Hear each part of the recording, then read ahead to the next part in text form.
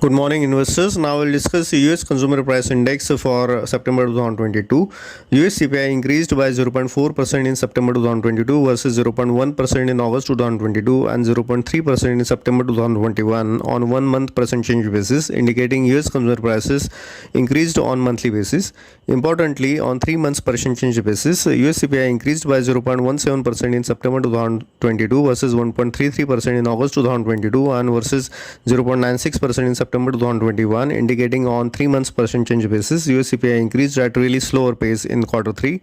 On 12 months percent change basis, US CPI increased by 8.2% in September 2022 versus 8.26% in August 2022 and versus 5.35% in September 2021, indicating US CPI remains consistently high on year-on-year basis.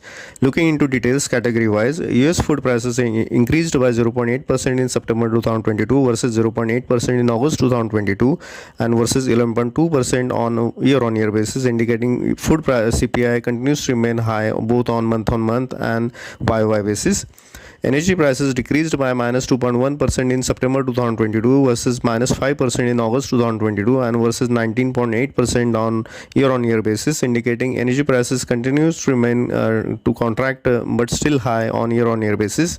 Core CPI increased by 0.6% in September 2022 versus 0.6% in August 2022 and versus 6.6% on year-on-year basis, indicating core CPI continues to remain high both on month-on-month and year-on-year basis. Importantly, services prices increased by 0.8% in September 2022 versus 0.6% in August 2022 and versus 6.7% on year-on-year basis, indicating services sector prices inched up in September while they remain elevated on year-on-year basis. Overall, summing up, US CPI moved up in September and consistently high on year-on-year basis. Importantly, US consumer prices increased at really slower pace in quarter 3.